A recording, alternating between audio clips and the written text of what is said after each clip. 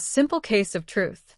The morning sunlight slanted across the polished wood of the private investigative office, casting long, golden quadrangles across the open pages of thick law textbooks. In the quiet room, a young man sat leaning over a desk, running his fingers through his hair while reciting legal principles with rhythmic determination. Substantive law defines the content of the norms of behavior that are to be legally enforced, Jedediah Jones murmured aloud to himself, closing his eyes tightly to test his memory. The content of the norms of behavior that are to be legally enforced. And then comes adjective law, which governs the procedure. Goodness, the sheer volume of things a person must memorize simply to earn the right to stand before a judge. From across the room, leaning back comfortably in his chair with a cup of warm milk in hand, Barnaby Jones offered a gentle, encouraging chuckle.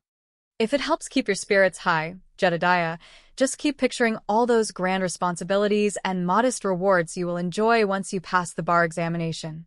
And, perhaps, all the fine things you might someday afford. Pleasant afternoons, peaceful sailing trips on calm waters, reliable automobiles that start on the very first turn of the key. Jedediah smiled, turning a page. That certainly sounds like a worthy horizon. But speaking of curious enterprises, look at what the morning delivery brought in. He picked up a crisp envelope that had arrived in the early mail and set it down in the center of the desk. There was no return address and no formal signature, only a neatly folded sheet of standard correspondence paper accompanied by a modest stack of currency.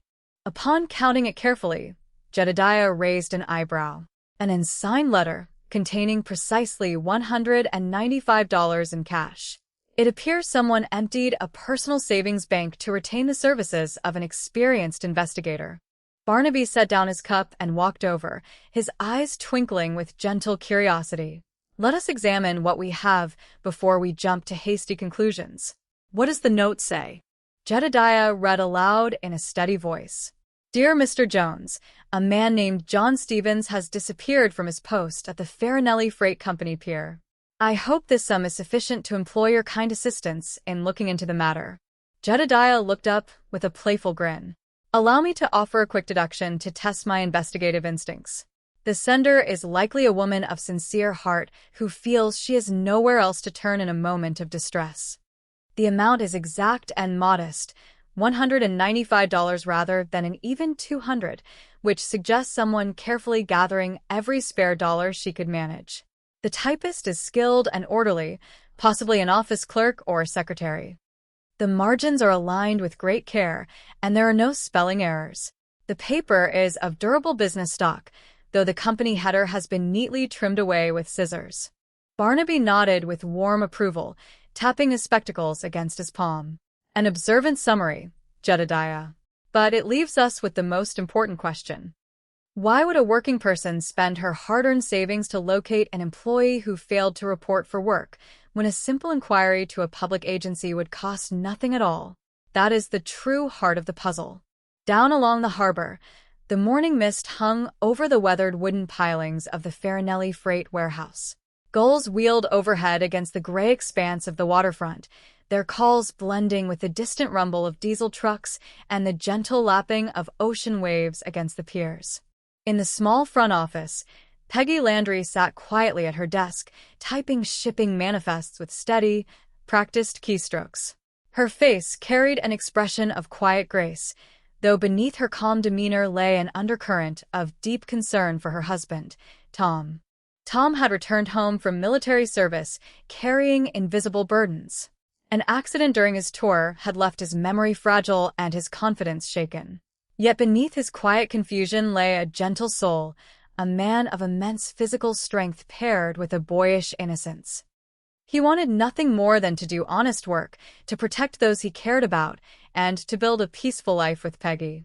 Outside by the loading bays, Lee Wallace stood beside a stack of wooden crates, watching the workers move pallets of cargo.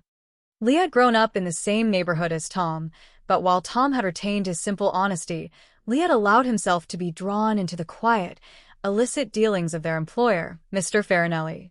A few nights earlier, deep in the shadows of the waterfront, an argument had erupted over missing cargo. Stevens, a temporary worker with questionable habits, had attempted to take more than his share of contraband stones that had been quietly slipped through customs. When Stevens confronted Lee, a sudden scuffle had broken out. Tom Landry, passing by on his way to fetch dinner for Peggy, had heard the commotion and rushed forward instinctively to protect his childhood friend. In the confusion of the struggle, Stevens had fallen and struck his head against the concrete. Confused by his own strength and terrified by the stillness of the fallen man, Tom had believed he was responsible for the tragedy. In that moment of panic, Lee had concealed the deeper truth of what had occurred, urging the frightened young man to flee into the night and keep silent, promising that he would take care of everything. Now, under the watchful gaze of the warehouse manager, Tom arrived at the office, his cap held politely in his hands. Mr. Farinelli, an older businessman who preferred discretion above all things, looked Tom over from behind his desk. "Tom, I understand from Lee that you are looking for steady employment here on the docks. Your wife Peggy is a valued member of our office staff, and we are pleased to offer you a position helping with the loading schedules."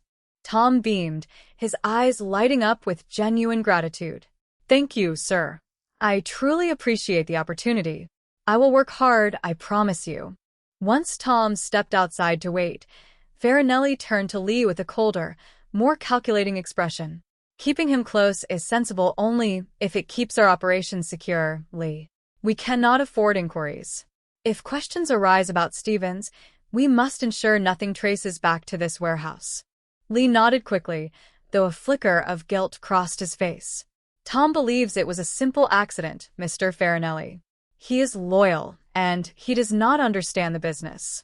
He will not cause any trouble." Meanwhile, Barnaby Jones arrived at the waterfront. Dressed in his sensible tweed jacket, his presence was unassuming, radiating the quiet confidence of an experienced observer who understood human nature far better than most. He entered the Farinelli freight office, tipping his hat politely to the young woman behind the reception counter. "Good morning," Barnaby said gently. "My name is Barnaby Jones. I am looking into the whereabouts of a man named John Stevens, who I understand was employed here recently." Peggy paused, her fingers hovering over the typewriter keys. She looked up, her expression carefully guarded. "Yes, Mr. Stevens worked here for several months, but he has not reported for his shift since last Thursday. In maritime work, it is not uncommon for temporary workers to move on without notice." Barnaby noted the precise cadence of her speech, recognizing the quiet composure of the woman who had likely typed the anonymous letter. He smiled warmly, making no mention of the correspondence. "I appreciate your assistance, Mrs. Landry. It is always a pleasure to speak with someone who handles their responsibilities with such quiet efficiency." Stepping back outside, Barnaby met Jedediah near the waterfront diner. Together, they visited the modest boarding house where Stevens had maintained a single room. The landlord, a talkative man with a worn cardigan, readily shared that Stevens had lived a turbulent life, frequently borrowing funds and making promises he could rarely keep. Among the sparse belongings in the room, Barnaby discovered 3 pawn tickets from a local shop in the city. When they visited the proprietor, Mr. Birch, they learned that Stevens had periodically brought in raw, uncut stones of unusual quality as collateral for short-term loans. Uncut stones of that caliber do not originate from simple warehouse labor, Barnaby observed as they walked back toward their car. They suggest an organized movement of valuable goods through the harbor. And Farinelli Freight appears to be the central point through which those shipments pass. As the afternoon sun lengthened the shadows along the avenues, Tom walked home to the small, tidy apartment he shared with Peggy. In his pocket, he carried a small, decorative music box he had purchased from a street merchant, hoping to bring a smile to his wife's face. Peggy greeted him warmly at the door, but her eyes held a trace of sadness. "Tom, sweetheart, we must speak openly with one another." Tom sat on the edge of the sofa, looking down at his hands. "About what, Peg?" "About what happened last Thursday night," she said gently, sitting beside him and placing her hand over his. "You came home with your hand scraped, and you were trembling. And the very next morning, Lee arranged this new position for you. I know how much you care for Lee, but you must tell me if you are carrying a burden that is too heavy for you." Tom looked away, his voice dropping to a whisper. "It was an accident, Peggy. I only wanted to help a friend. I never wanted anyone to get hurt. But everything gets tangled in my mind sometimes. The memories from the service, the loud noises, the things that happen suddenly. I get afraid that people will look at me and think I cannot be trusted." Peggy embraced him, her heart aching for the kind and gentle man who had given so much of himself. "I trust you, Tom. I will always believe in your goodness. But running from the truth will never bring us peace. We must face whatever has happened together." Later that evening, the investigation took a significant turn. A call from local authorities confirmed that the body of John Stevens had been recovered from the harbor waters. However, the official report revealed a vital detail that changed the nature of the inquiry entirely. The cause of the man's passing had not been a fall or a blow to the head, but an intentional strike with a sharp weapon that had occurred prior to any physical struggle. When Barnaby returned to the office and shared this finding, the pieces of the puzzle fell into place with absolute clarity. Tom Landry did not cause the demise of John Stevens, Barnaby stated calmly to Jedediah and Betty. Tom was used as an unwitting shield by someone who wished to conceal their own wrongdoing. Lee Wallace allowed his childhood friend to believe he was at fault in order to protect himself and the smuggling ring operating out of the freight company. At that moment, the door to the office opened, and Peggy Landry stepped inside, her face pale with worry. "Mr. Jones, Tom has disappeared from our home." He became terribly frightened when he realized people were asking questions, and he went to meet Lee at the old seaside amusement pier. Betty Jones quickly stepped forward, offering Peggy a supportive hand and a warm chair. "Do not lose hope, Mrs. Landry. Mr. Jones will sort this out." Barnaby took his coat from the rack, his expression firm yet compassionate. "Jedediah, alert the proper authorities and have them inspect the warehouse shipments with the appropriate warrants. I will go to the pier." The old seaside amusement park stood quiet in the late twilight. The colorful wooden structures of the carousel and the roller coaster rose like friendly giants against the evening sky. For Tom Landry, this place held a special significance. It was here, years ago before the war, that he had won a prize doll for Peggy on a warm summer evening, the very night she had agreed to become his wife. As Tom stood near the weathered boardwalk, watching the gentle tide roll in, fragments of his past began to clear.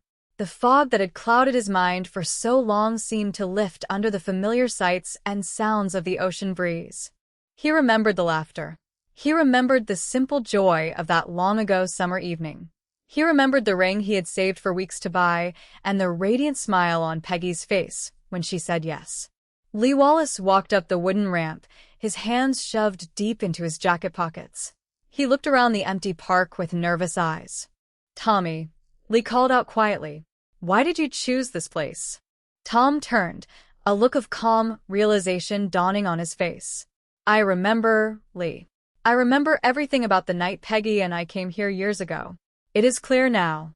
The fog is finally gone." Lee stopped a few paces away, shifting uncomfortably. "That is fine, Tommy. That is good. But we have a serious situation to handle. The freight business, the shipments of stones, everything has become complicated. Farinelli is worried, and people are asking questions." Tom looked directly at his old friend, his voice steady and free of anger. "You did not tell me the truth about Stevens, Lee. You let me believe I had done something terrible because you wanted to hide what you and Farinelli were doing." Lee took a step back, his face tightening with conflicted emotion. "I was in over my head, Tom. Once you take one wrong step in that kind of business, you find yourself sinking deeper. I never wanted to involve you, but things got out of control." Before another word could be spoken, Barnaby Jones stepped onto the boardwalk, followed closely by the harbor patrol officers who had arrived to secure the area. "It is over, Mr. Wallace," Barnaby said in a clear, measured voice that carried across the quiet pier. "The authorities have already secured the warehouse and taken Mr. Farinelli into custody. The truth of what happened that night is fully known, and Tom Landry bears no responsibility for the wrongdoing that occurred." Lee lowered his head, the tension leaving his shoulders as he realized the deception had come to an end. He offered no resistance as the officers stepped forward to escort him away, offering a quiet, remorseful nod toward Tom as he passed. A moment later, Peggy arrived at the pier, running across the wooden planks with tears of relief in her eyes. Tom. Tom opened his arms, catching his wife in a warm and heartfelt embrace.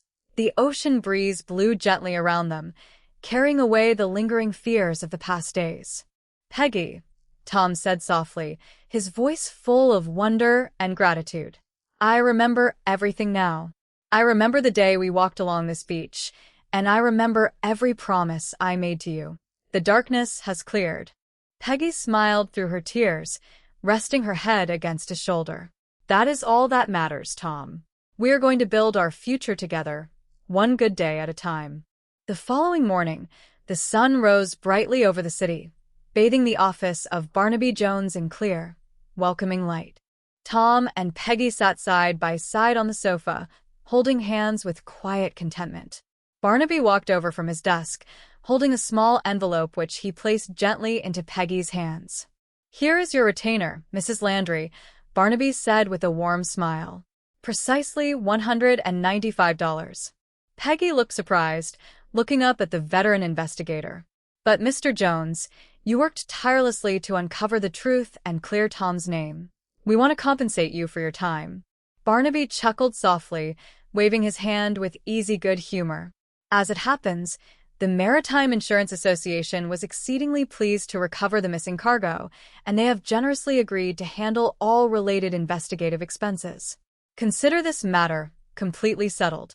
Jedediah leaned over the desk with a bright grin, raising an eyebrow at his mentor. "Is it entirely official that the insurance company will cover every expense, Barnaby?" Barnaby winked with quiet amusement. "It will be entirely official the moment I have a brief, friendly conversation with their claims director this afternoon." Warm laughter filled the room, bright and uplifting. With their dignity restored, their bond strengthened, and the path ahead clear and bright, Tom and Peggy stood and thanked the investigators with heartfelt handshakes. As they stepped out into the morning sunshine to begin their new chapter together, the office returned to its comfortable, peaceful rhythm, ready to help the next person who might come knocking in search of truth and understanding.